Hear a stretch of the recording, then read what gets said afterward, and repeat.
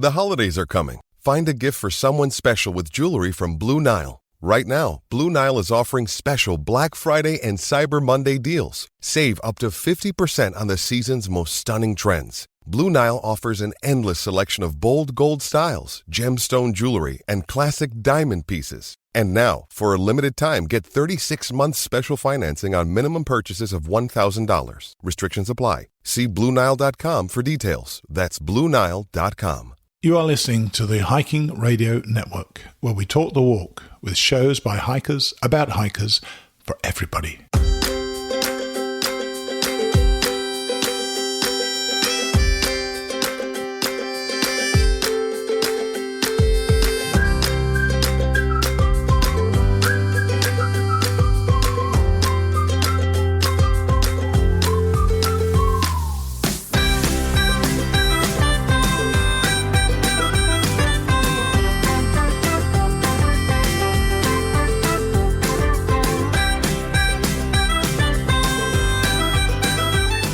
All right, you guys, what is happening, everybody? Good evening, and welcome back, or welcome to the Jester Section Hiker Podcast.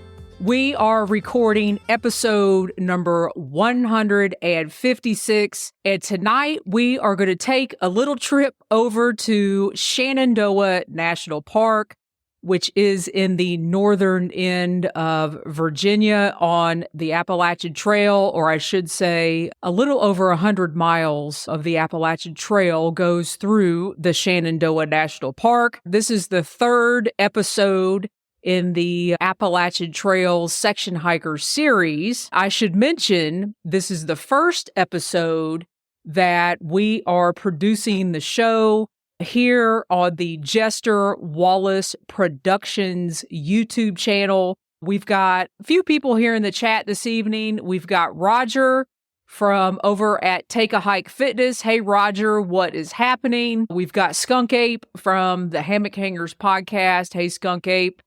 Austin, my friend and business partner, he is here in the chat as well. And Stella, you guys, she says, let's go Shenandoahs. And Ina is here in the chat. Finally Tuesday, Ina says. Great to see you, Ina. Really appreciate you being here. Hope all is going well in your neck of the woods. And you guys, I kind of want to start off the episode. Couple things before we get to our agenda for making sure you have an awesome section hike through the Shenandoah National Park. I want to recognize some of you guys. There has been an influx of emails, direct messages on Instagram, and some recent 5-star reviews for the Jester Section Hiker podcast. And you guys, I am getting really fancy with this eCam software, and I want to pull a couple things up because, as promised, over the last few episodes, I would not be doing this if it was not for you, the listeners. I haven't gotten a 5-star review in a couple months, but they said, always seem to learn something new and always enjoy the humor. Keep up the good work. So appreciate that. And it looks like that came from, who knows, NMF-5. So thank you, NMF-5. I truly appreciate that. And we got another Apple review. And you guys, this is a review that gives me encouragement and hope after 4 years of doing this podcast that is very niche because it is focused on all the section hikers that are out there. And I am truly convinced that there are more section hikers than there are through hikers. But this gentleman says, or lady, not sure, an amazing hiking podcast. It is great to have a podcast focus on section hiking. Although I have been a scoutmaster and led backpacking trips, I learned something on every episode. Julie and her guests make me laugh, challenge me to think, and impart wisdom. Keep up the great show. And that looks like it was by Old Man Airborne Runner. Appreciate the 5-star review. And you guys, like I said, the reason I'm putting this out there and the reason that I am sharing, I'm getting this information because it's a way for us to stay in contact with each other. And I've got to throw this up here. And I know Sridhar or Shri, as he told me to call him when he was on my podcast. There is not a week that goes by that he does not reach out to me on Instagram. And I think he reached out to me when the Georgia Appalachian Trail section hiker episode came out. Shri says, unlike most hikers who go northbound, southbound, or flip-flop, I decided to start my section hiking in my home state of Maryland and hike toward both end points. Essentially, I'm expanding the trail from the inside out. So we could call this an inside out hike. So you heard it here first on the Jester Section Hiker podcast. There is now a fourth addition to a hike. There's a northbound hike. There's a southbound hike. There's a flip-flop. And now, officially, Sridhar is doing the inside-out hike. In the description below, Shri has started a blog about his Appalachian Trail section hiking. Go over and give Shri a follow. He's got a long-term plan to complete the Appalachian Trail. And Shri, we are cheering you on. And last but not least, I got a random email a couple weeks ago, and I want to give a shout out to, I believe her name is Candy Kemp from Turtle to Goat Creations. She reached out to me and she's going to send me something. And the reason that she's doing that is she is enjoying the new series, the section hiking, the Appalachian Trail series. And she plans to start with the approach trail at the hike in.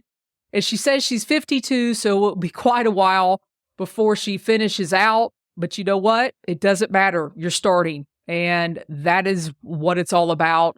That's what this podcast is all about, is getting individuals out on the trail, starting their hikes. And it doesn't matter how long you take, and it doesn't matter if you finish. For those of you that are with me in the chat, put how long it took you to finish, put what you're doing, what you're up to. Let us know, and I'll give you a shout out here live on the show. And before we get started, last but not least, if you guys have been watching us over on the Beyond the Trail podcast, which is another podcast that we have now on our Jester Wallace Productions channel, you will know that Hiker Metals is a partner with us over on the channel, and they are partnering with us on these particular episodes about learning how to section hike in particular areas along the Appalachian Trail.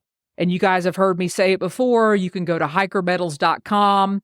There is a discount code, a 20% off discount code on your order. I'm going to show you a medal real quick in honor of the Friends of the Mountains to Sea Trail. It is their annual gathering this weekend, and Austin, who is here in the chat, we will both be there.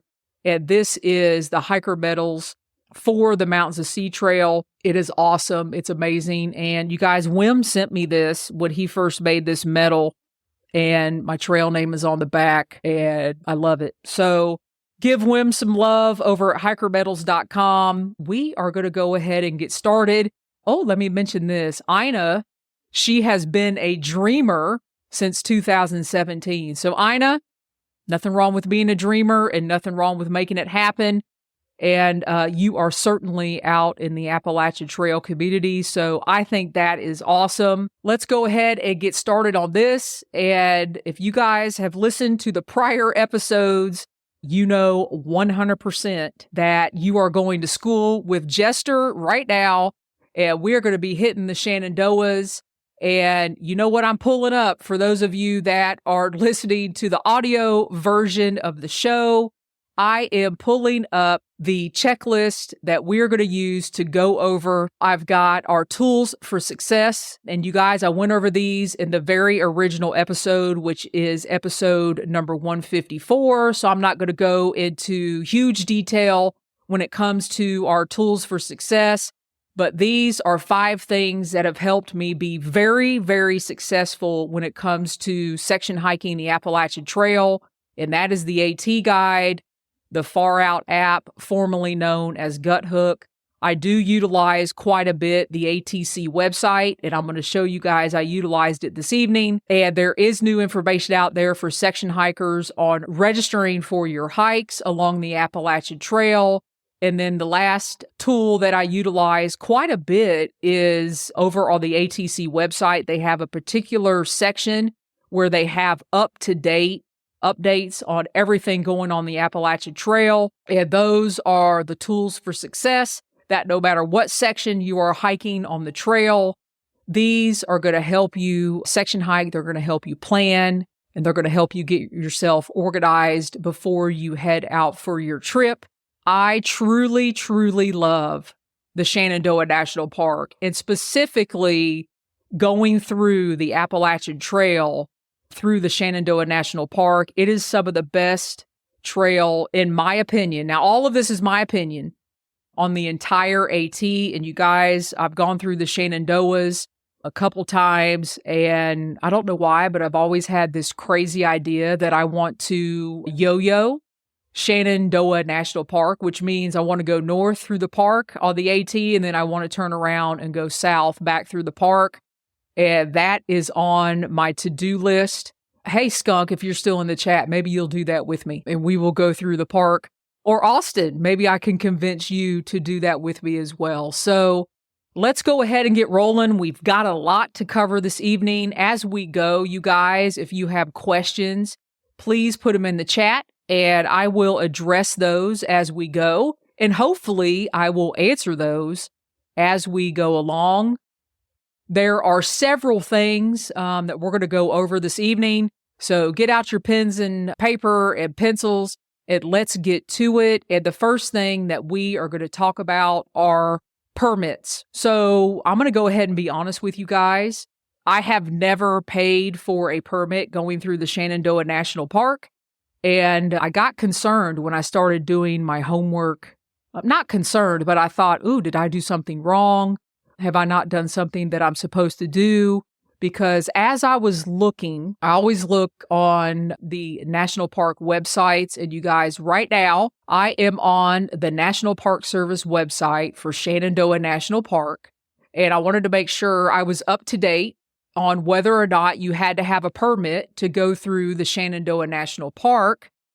And as I was reading, it looked like, I should say, it says you are required to pay an entrance fee in order to access Shenandoah National Park, whether you're driving on Skyline Drive or hiking in from the boundary. So this confused me a little bit. So I went to where it has entrance passes here, and it says a vehicle is $30 to go through the park for 7 days. If you're coming through on a motorcycle, it's got the price. And then there's a little part here that confused me and where my concern came in. It says Shenandoah entrance pass, individual person, $15.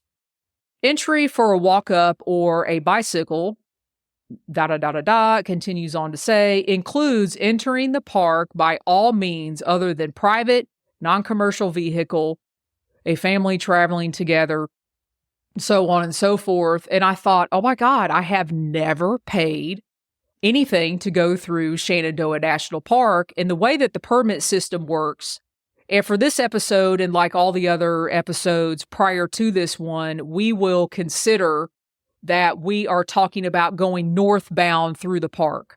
So you're on the Appalachian Trail and you hit the Rockfish Gap area. And there's a big kiosk there at Rockfish Gap.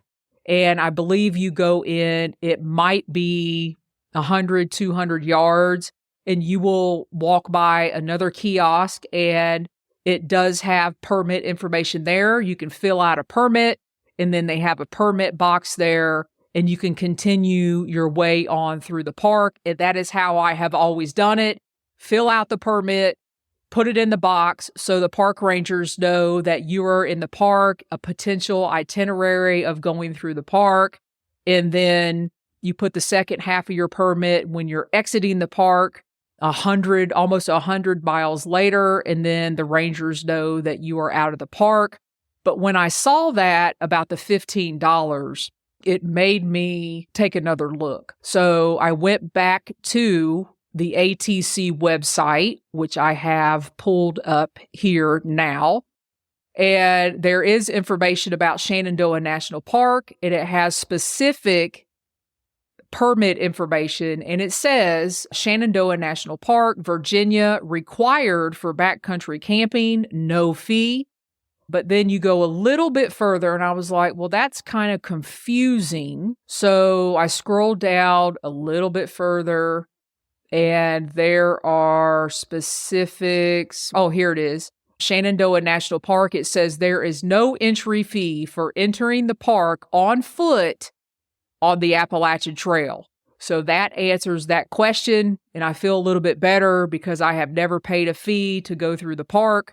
So if you are entering the park on the AT, walking, entering the park, there is no fee, but they do want you to fill out just a regular permit. You drop it in the box, and then you go on your merry way to having an amazing time in the Shenandoah National Park.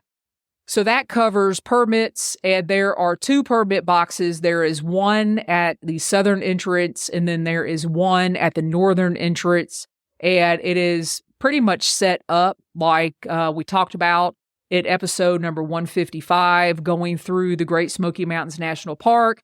You fill it out, you give your itinerary, that way the rangers know, you guys, there could be fires, there could be road closures, there could be particular things that happen in the park, and they just want to have an idea who is hiking on the AT through the park. So you drop your permit box in there, and away you go.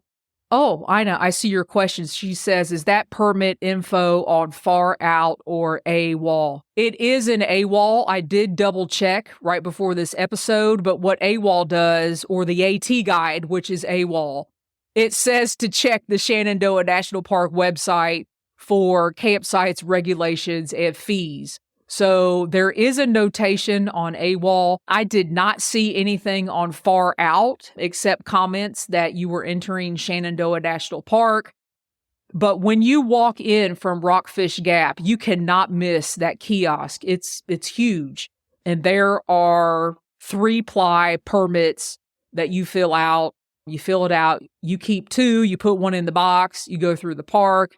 And when you end, you put the second one in the box as you're heading out. That way they know you have exited the park.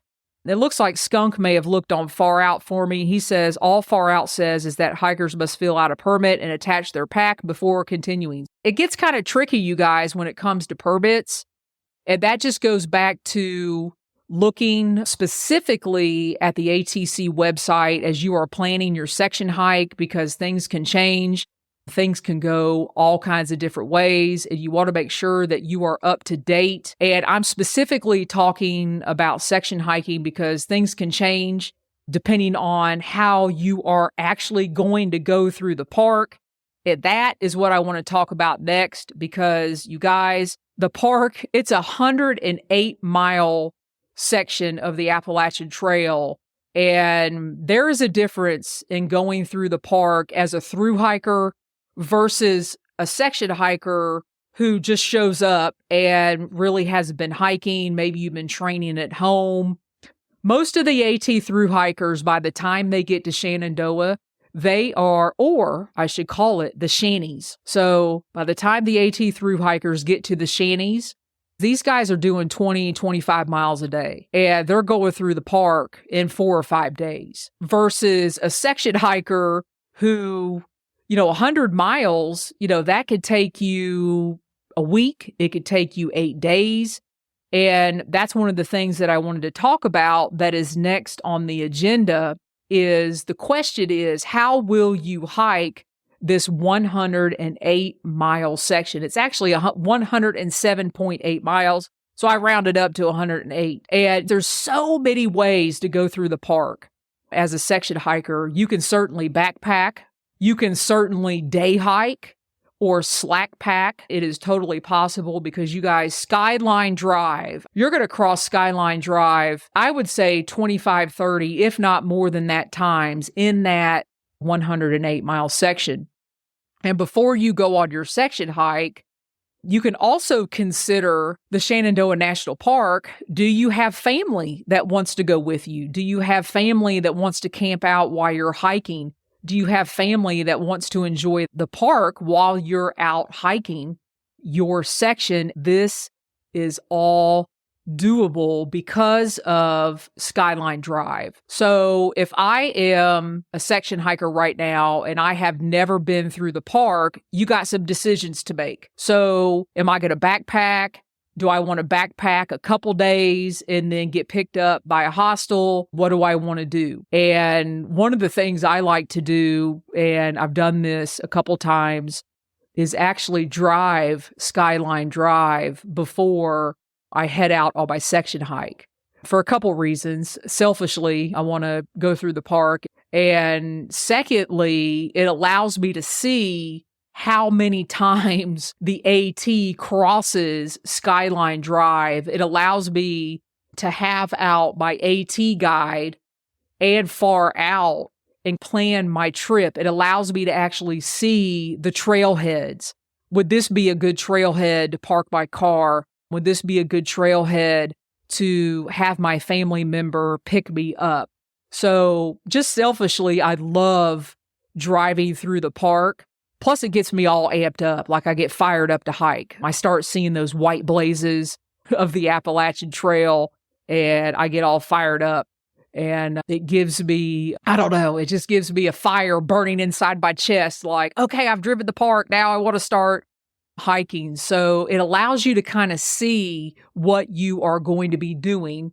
And that depends on actually, if you're by yourself and you're going to be backpacking the park, one of the things you can think about is driving north through the park and parking your car at one of the hostels and then having one of the hostels shuttle you back down to the southern end. And then, like we always say in every single one of these episodes, always, always, always hike to your car. Don't let anybody convince you of that otherwise. So that is my recommendation. As I'm looking here on our itinerary, I should also say, you guys, in the description below, the itinerary is free for you all to look at. You can pull it up. It is on a Google Drive. I've given open access for you guys to have this information. You can make notes. You can print it. All the links that I'm talking about here on the episode are hyperlinked, so you have access to that as well. As we are moving along here, so the shelters in the Shenandoah National Park, and I forgot about this. So as I was looking on the AWOL guide or the AT guide, the Shenandoah National Park actually calls the shelters huts.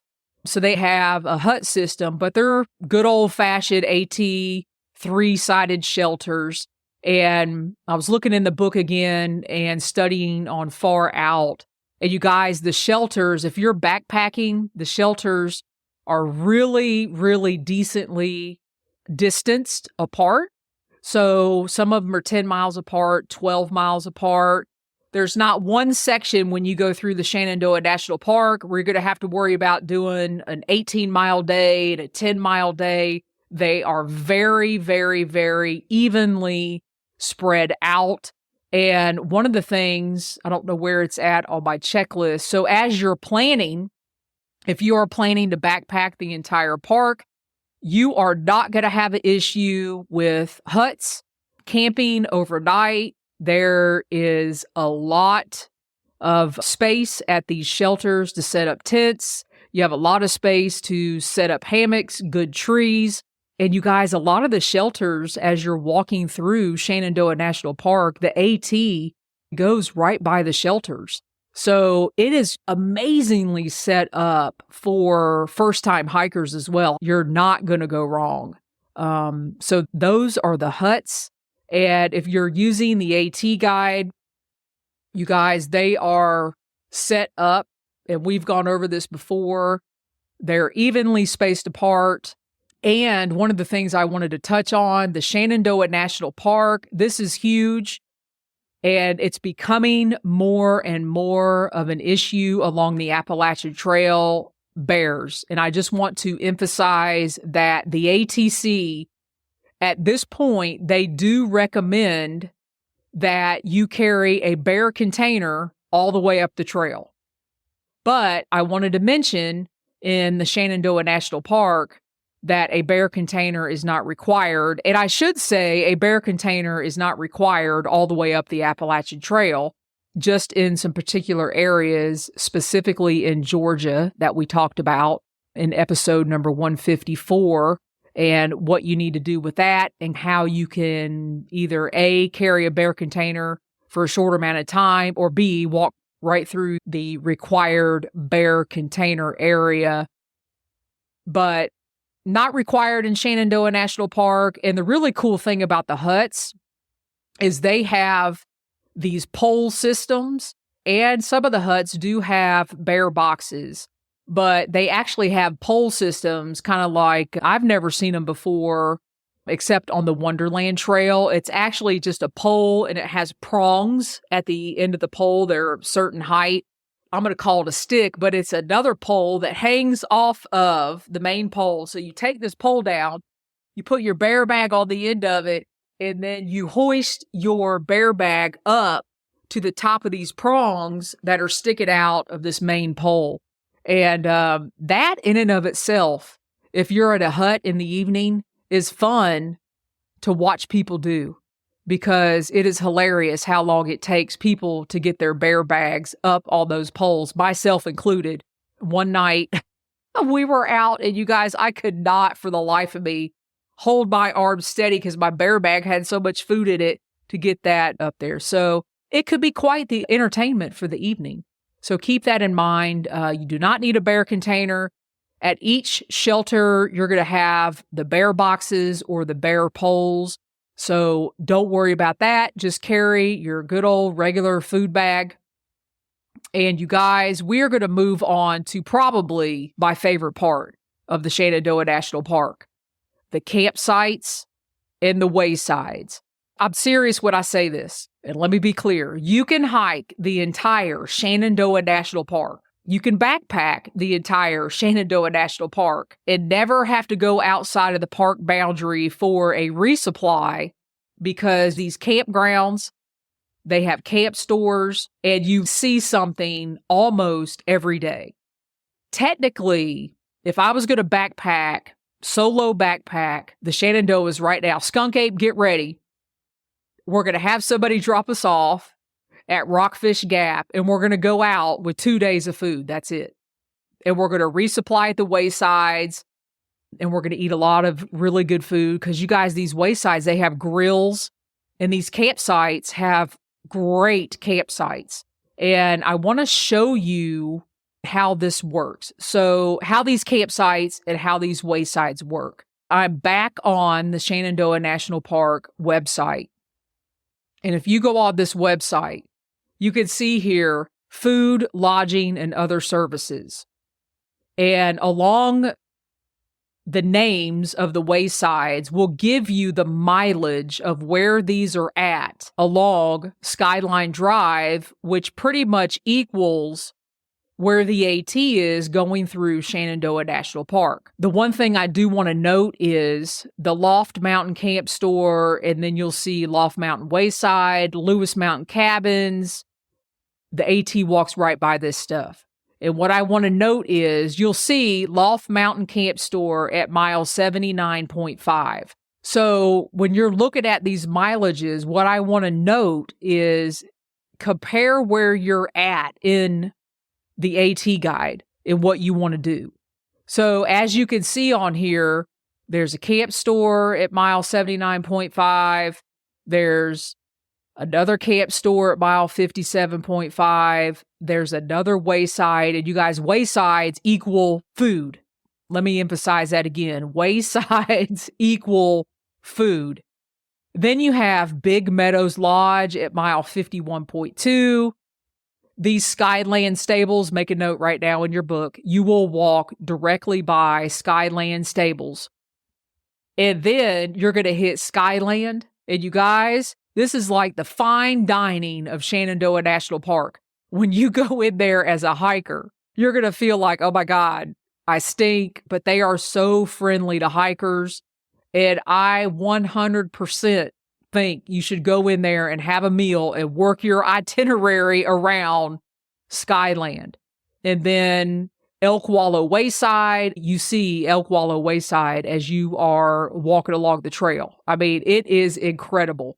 We got some notes here. Hey, Cicada Appreciation Society. Cicada says, Shenandoah will be great for taking my kids on a multi-night trip. Last year we did Grayson Highlands. 100%. Shenandoah is a playground for kids. Basically, if you're backpacking, every other day, you're going to see a Wayside. You're going to get a hamburger. You're going to get French fries. All right, you guys, those are the Waysides.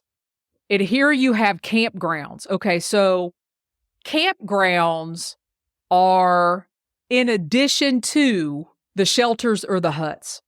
So the campgrounds are part of Shenandoah National Park. So you'll walk by or around or near a campground every other day, just like you will the Waysides. So technically, if you're backpacking and you don't want to deal with the shelters and you want your own campsite, you can set up your campsites every other day and actually stay in the park campgrounds. And a lot of people do that. They have nice sites for section hikers, through hikers, AT hikers. You guys, I have stayed at every single one of them. So there's Matthews Arm, which is on the northern end of the park. You got to go to Big Meadows. It's probably the largest campground in Shenandoah National Park. You've got Lewis Mountain. You've got Loft Mountain. I have not stayed at Dundo, which is a group campground. You can see here on the park website, these Waysides where you're going to get great food every day. And the campgrounds coincide together. So this is another reason, as you're planning your trip through the Shenandoahs, of driving the park before you actually start hiking, because you'll see the Waysides. You'll see the signs to the campgrounds, and you will become familiar with, what you're going to be doing and what you're going to be hiking through. And I promise you, carrying more than 2 days of food through the Shenandoahs will be way too much. At a lot of the campgrounds, at a lot of the Waysides, you can get a shower, you can do laundry. I mean, I ain't doing laundry, but if you wanted to, and they are coin operated, but at the camp store, you could just go in, take a couple bucks, and the showers are nice. The showers at Loft Mountain Camp Store look like you're going into a multi-million-dollar home. They're granite, they're clean. You can go in there and get cleaned up after being out 20 miles on the trail and continue on with your hike. You can go over to the Wayside, which is directly right there, and then you can stay at the campground.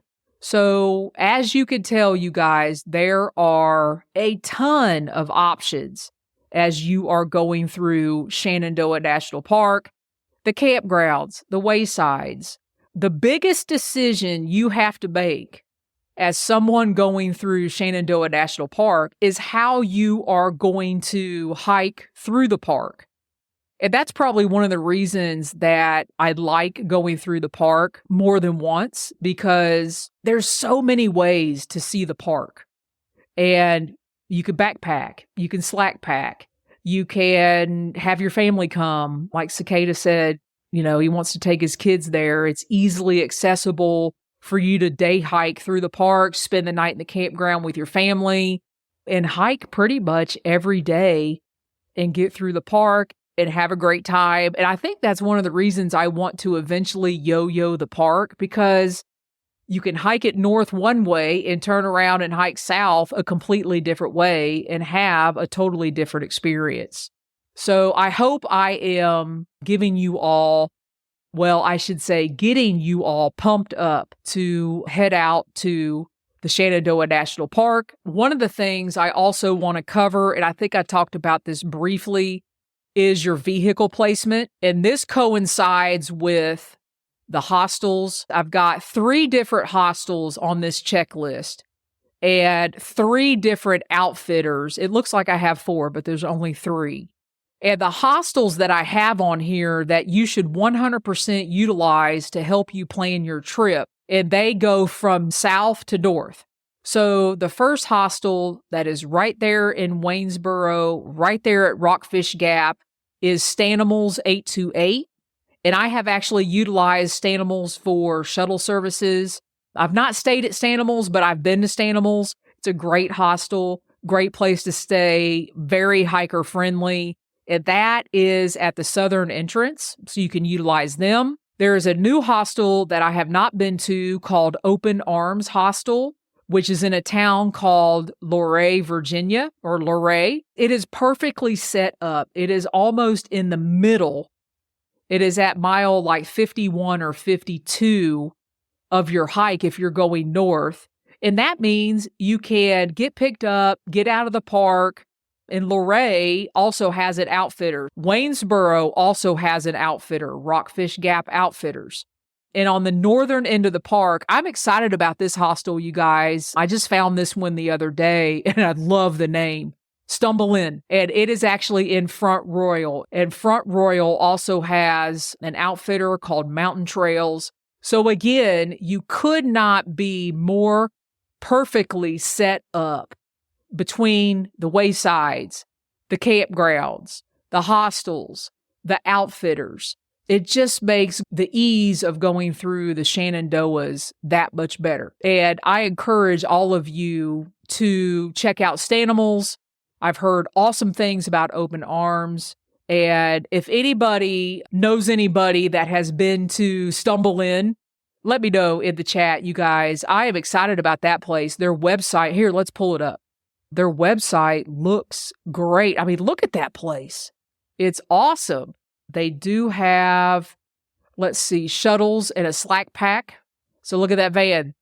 They call their van Meet Big Blue. So for those of you that are interested in shuttling or slack packing, and here's the other thing that I didn't mention that is definitely 100% worth mentioning is if you don't want to pay the fee to drive through the park, you could actually just drive directly to the hostel and let them drive through the park because all the hostels are going to have National Park Pass, all that wonderful stuff. So the more and more that we go through this, it's like there's just so many options. And I'm excited because a couple of these hostels I have not been to.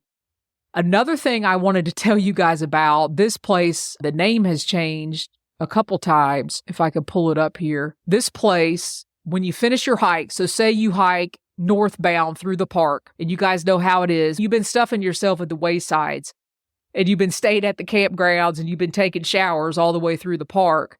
But this place, the Vibrisa Beer Kitchen, is right outside the park in Front Royal, and they have amazing food. You can get drinks. But they also have this place inside there. I don't think I'm in the right place. Oh, there it is. It's called Base Camp Front Royal. And at the end of your trip, you can get something to eat. You can do laundry. They've got showers. And you guys, I've been here. It's an amazing place. And right outside this place is an outfitter. I don't know the name of the bakery, but right next door to this place, you guys, the croissants and the sweets at this bakery. I mean, you can pretty much smell it when you're in the base camp little shop there doing your laundry. So guess what? You walk over and you get a huge old honey bun or whatever after you've eaten your lunch. So yeah, you guys, there is all kinds of stuff. I mean, I can't even cover everything you can do on your section hike of the Shenandoah National Park because the hiking is amazing. And I will say, we talked about this earlier. It is a thru hiker's dream when they get to Shenandoah National Park because number one, they have their trail legs. Number two, they've built themselves up to do 20, 25 miles a day or whatever they're going to do. But a section hiker, you guys got to be careful because there's still hills in the Shenandoah National Park. There's a lot of hills in Shenandoah National Park. And one of the things that I wanted to cover is just be careful. Don't plan your itinerary for 20-mile days. You're just setting yourself up for disaster, especially if you're going to have your family and you're going to have your kids. You know, give yourself a break and give yourself some time. There's plenty to see. There's plenty to do. Oh, Stella looked up the bakery. It is the Down Home Country Bakery. Best cinnamon rolls. All right, mark this on the list. I will add it to the itinerary or the checklist. The Down Home Country Bakery. The best cinnamon rolls. Maybe they'll sponsor the podcast. Who knows? So anyway, you guys, as I am starting to wrap up here and close out, I wanted to let you guys know, first of all, if you have any questions, if you're live here in the chat, put them in the chat. Let me know what you think about this episode, if I covered everything that you wanted to hear. And if you are enjoying the show, go over and give us a thumbs up and subscribe to the channel. We would truly appreciate it. And before we close out, I want to talk about additional highlights. And the highlights for me in the Shenandoah National Park have always been the animals. Like the Smokies, I have never gone through the Shenandoah National Park without seeing bears. I'm not kidding you guys. Each time I've been there, it's almost funny because the last time we went through there, I think it was 2019 or 2020, I can't remember. I saw a bear every day. And I was almost to the point where if something shook right beside me, I was like, well, there we go, another bear. But the cool thing is they run away from you. They definitely run away from you. But what don't run away from you in the Shenandoah National Park are the deer. There are deer everywhere. They're walking on the trail, and they don't care if you're there or not, but you just walk right by them. And the animals are the highlight for me. I wish I knew more about birds and the sounds because, you guys, the sounds of the birds in the Shenandoah National Park are phenomenal. And yeah, you guys, I have totally pumped myself up to go back through the park. One thing I wanted to mention, I shouldn't say a lot. It's an option. So there is this thing. I don't know if it's a thru hiker thing. I don't know. I think it is a thru hiker thing. So there's a term out there called aqua blazing, and you can aqua blaze the Shenandoah National Park. And the outfitters that are mentioned in the checklist will help you do that. What aqua blazing is, pretty much means you're not going to hike through the Shenandoah National Park on the actual Appalachian Trail. You are going to utilize an outfitter and you are going to go and kayak on the Shenandoah River from the Rockfish Gap area up to somewhere near Front Royal. I have never done that. I've thought about it, but you guys, if I'm going to the Shenandoah National Park, I'm hiking. But aqua blazing is an option. And if you are a kayaker, it is certainly an option. And any one of those outfitters in the checklist will be able to help you out with that. So some thru hikers out there, they actually skip the trail and they go and they aqua blaze through the Shenandoah National Park. And then the last item on the checklist, there is some more terminology called yellow blazing. And yellow blazing is a term specifically on the Appalachian Trail. Not heard a lot of people talk about it on other trails, but yellow blazing is when you follow the yellow line down the middle of the road and you actually walk the road instead of hiking the trail. And a lot of yellow blazing goes on in Shenandoah National Park. Jester does not yellow blaze unless, it's part of the trail. But a lot of hikers will walk the road in Shenandoah National Park instead of being on the trail. And you guys, I don't know why. So if there's anybody in the chat that would tell me why you would want to walk the road versus being on the AT. Now, somebody is going to say, well, you can go to the views. That's true. But if your purpose is to complete the Appalachian Trail, I would think you would want to stay on the AT. That's just Jester's opinion, nobody else's opinion. But, I see a comment here in the chat that says, Cicada says, hike and aqua blaze yo-yo would be amazing. Now that is a good idea. So that would get me fired up to kayak the Shenandoah River, hike the AT through the park, and then aqua blaze. So you guys, I want to go ahead and wrap up. The last thing on our checklist, I've got information out there about hiker safety, the 10 essentials. I hope this has been an informative episode. This is the third episode in the series. So if you want to check out the other episodes that are already out there, you can check out Hiking Georgia, Section Hiking Georgia, episode 154. Episode 155 is Section Hiking the Great Smoky Mountains National Park, the AT through the park. And then this episode in our series having a lot of fun in the Shenandoahs. So you guys, big thumbs up. As always, appreciate you all being here. I really, really enjoy doing these live episodes.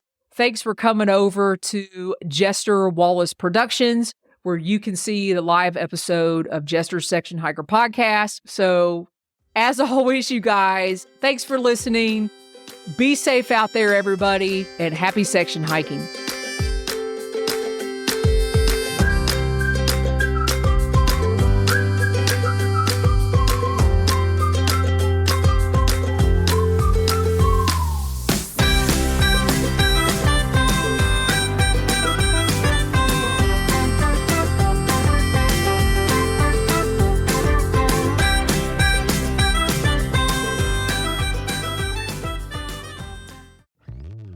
Hello, saver. Whether you're saving for that trip to the tropics or saving for an emergency, now is the time to take advantage of Wells Fargo's savings options. Wells Fargo offers savings accounts that can help you save towards your goals. So, what are you saving for? Visit a Wells Fargo branch or wellsfargo.com/save to open a savings account today. Wells Fargo Bank, N.A., member FDIC.